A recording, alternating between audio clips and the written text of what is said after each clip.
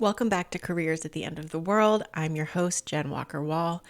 What if I told you that there was a career strategy that would provide support, intel, referrals, and job opportunities for the rest of your career? Would you want to know what it was? Would you want to engage with it? I think you would. I think you'd be curious. And that's why I am doing this 3-episode arc all about relationships, networking, and developing your professional ecosystem. This is how I approach my own professional relationships. I don't even like to use the term networking. Okay, I use it because people know what I mean when I say it. It's the language that you all are using when you say I should be networking, right? So I know what you mean. I think we're talking about the same thing, but networking just does not sound like that much fun to me. When I started Work Wonders is when I started taking networking seriously. I spent, probably 18 months to a couple of years going out of my house into the city to different random events.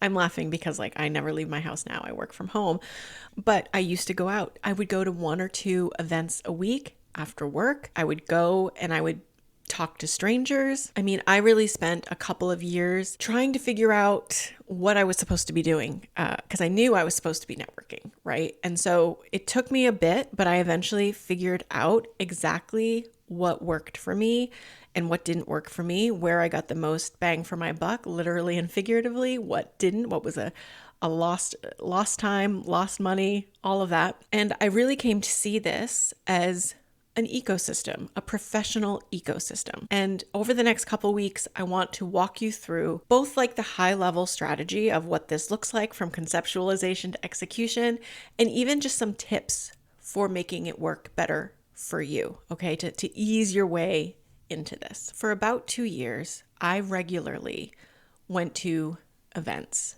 I went to big events. I went to small events. I went to traditional networking in a large room, handing out business cards, to more structured events. And I'm really glad I had that experience because the first thing that it taught me is how to use my time wisely. When I went to really big networking events, open to everyone from all sectors, all ages, just huge events, everyone was handing out their business cards. And then I went to these much smaller events, much more niche, often women in business or women in Boston or, those kind of things.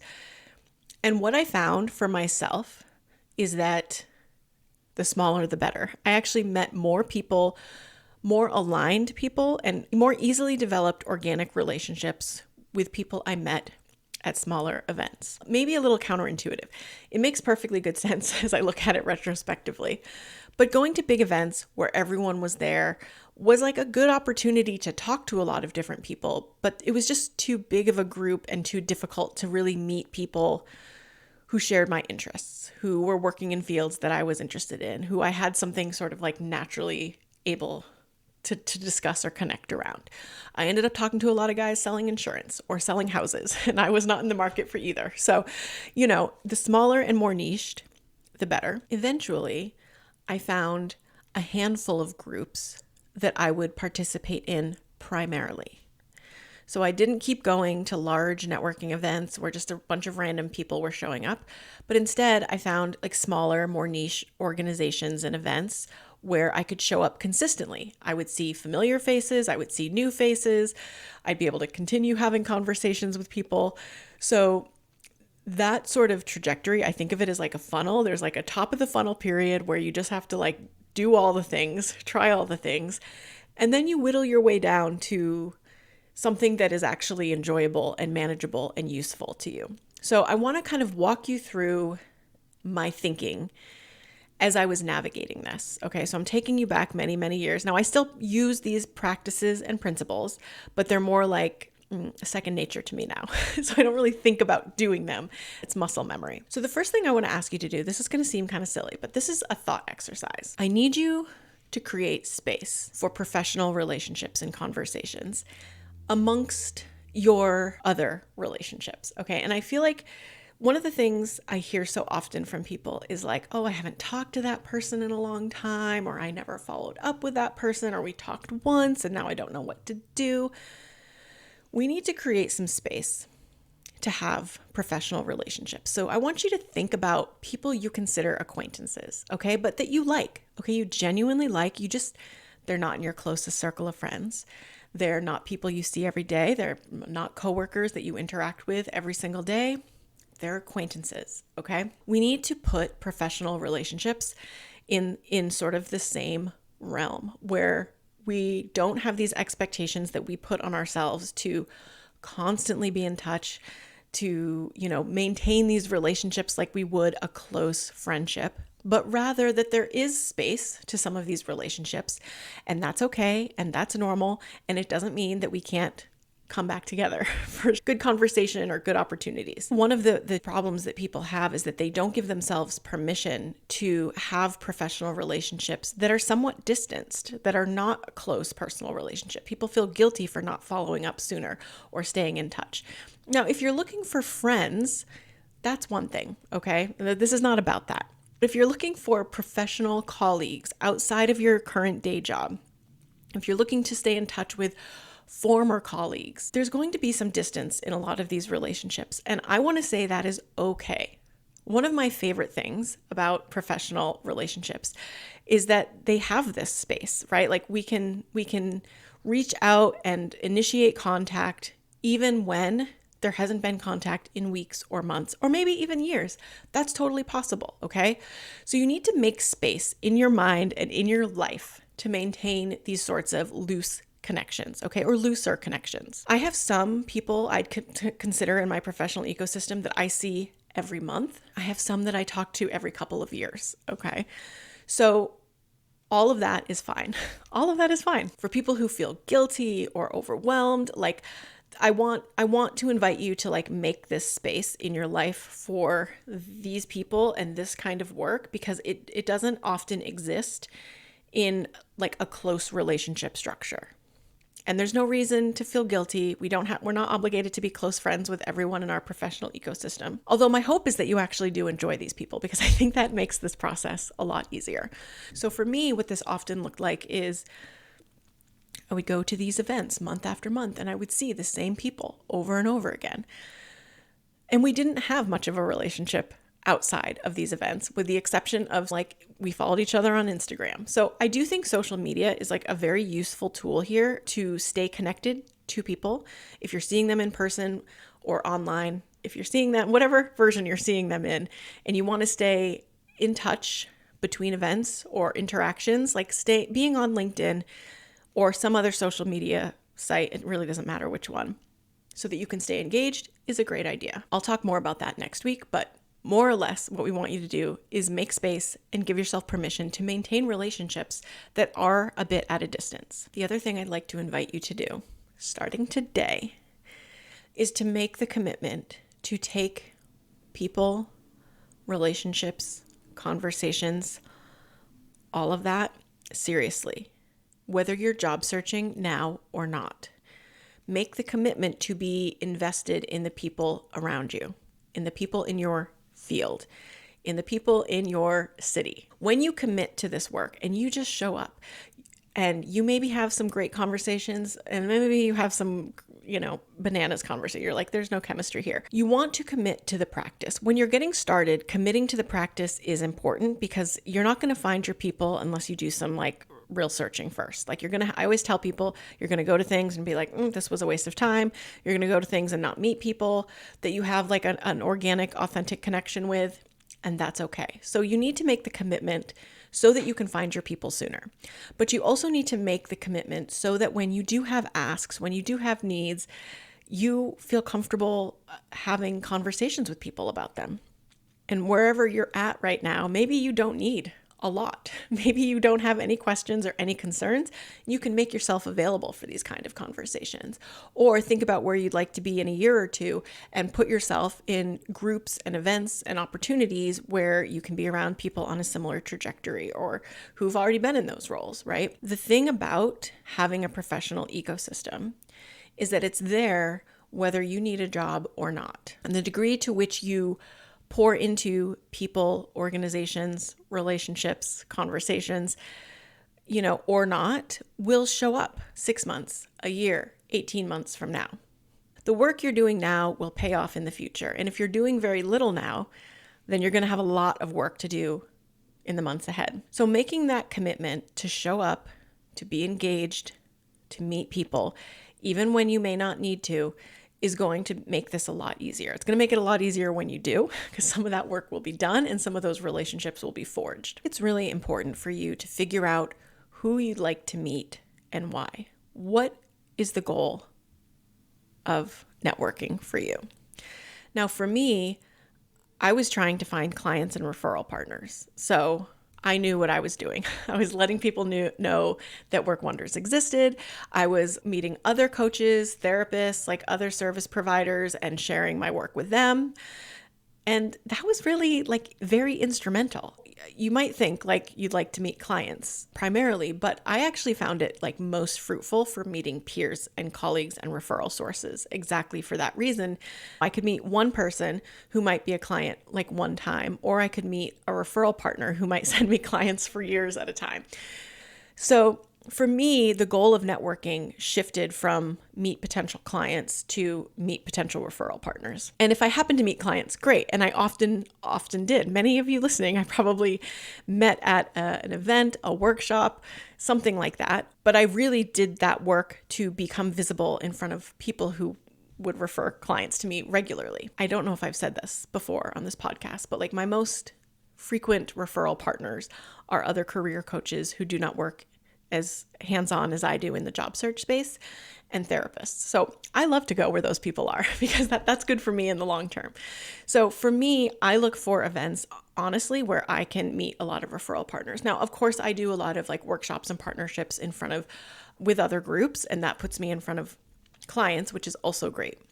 But primarily, my networking work is around other business owners and referral partners. It's also really okay and critical, I would say, to set boundaries and limits around this. I'm a very introverted person. I already spend most of my days talking to people.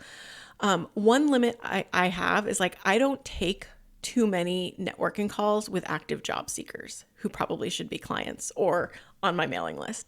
Every once in a while, people they'll message me on LinkedIn and want to hop on a quick phone call and pick my brain. And I generally don't say yes to those. In fact, I really don't remember the last time I said yes to a call like that, because to me, that's not really networking. That's working for free, so which is fundamentally different.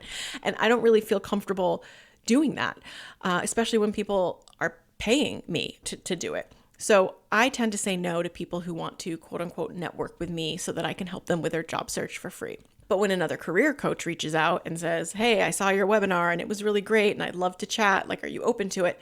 Yes, I'm open to it. So having those boundaries is really important, okay? Because you're not obligated. There's a million reasons why you might not want to talk to someone. And so I want you to give yourself permission to like not spend a lot of time and energy where it's not useful to you. Or in my case, like where it feels like it violates kind of the premise of my entire work. I'm not going to be available for that. Like I pay myself, I pay other people, like I have to take that part of this work seriously. So think about what that boundary might look like for you. Now, this piece is important. I want to talk about strategy and consistency, because this doesn't mean a singular thing. It means you need to figure out what you need and what that's going to look like for you. Now, what does a networking strategy look like? There are a lot of options here, and I'm just going to like name a couple of ways to think about doing this.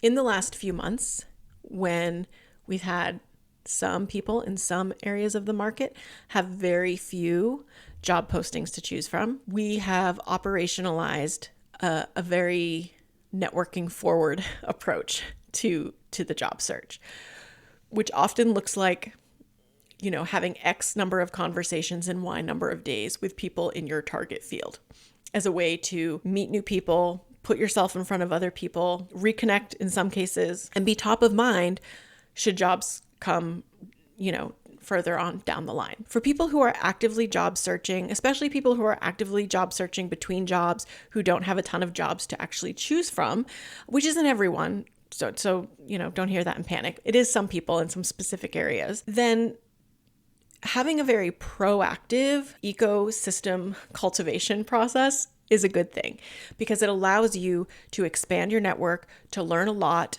And we give people always some time constraints around that, right? So like 30 days, 50 days, like take your pick, but we're going to have 30 conversations in 30 days or something like that. Just so that there is some boundary around it. It's not like an ongoing permanent thing. It's an activity that you can kind of go to reclaim some control, to drive the process forward, to put yourself in front of people. That could be consistency for someone. That could be a strategy for someone. Does it make sense for everyone? Probably not. I also work with a lot of people who have what I consider to be like a more reactive networking strategy. So that means once a job is posted, they'll tailor their resume, hit submit, and then they'll reach out to someone at the organization or ask for an introduction, right? So they're reacting to the job being posted and using that as an invitation to network actively within that organization and try to like build some context. Now, there's really nothing wrong with that, to be honest.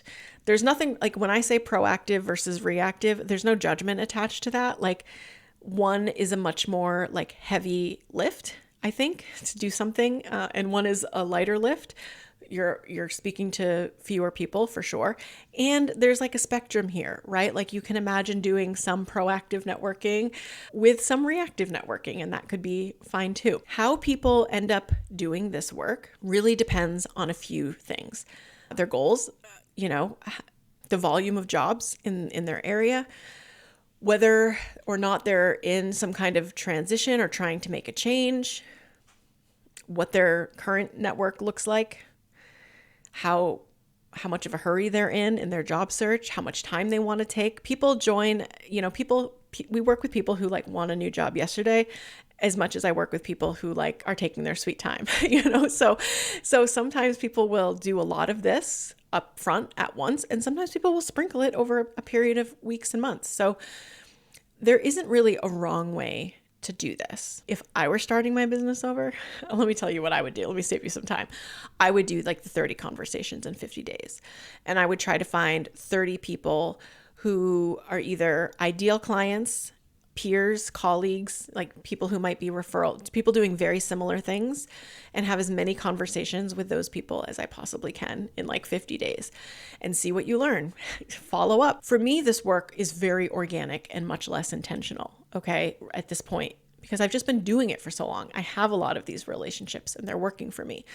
But, when I think back like in 2020 and then in 2022 when the market shifted again, I occasionally have to go and like reestablish the ecosystem because organizations are closing and people are leaving jobs, and, partnerships I've had for a long time like require maintenance if people are leaving or there's some kind of change. So it is not a set it and forget it kind of thing, but I do think the intensity of what I've needed to do, that part is over, and I'm in a maintenance period here. I'm just trying to maintain the relationships I have and allow them to grow naturally through like referrals and things like that. Maybe you can have a really passive networking strategy. Maybe you're not looking for a job urgently. Maybe you're not looking for a job at all, but you're going to give yourself permission to kind of brainstorm what the next steps might be and try to find some opportunities for professional development organizations, and start exploring what that looks like.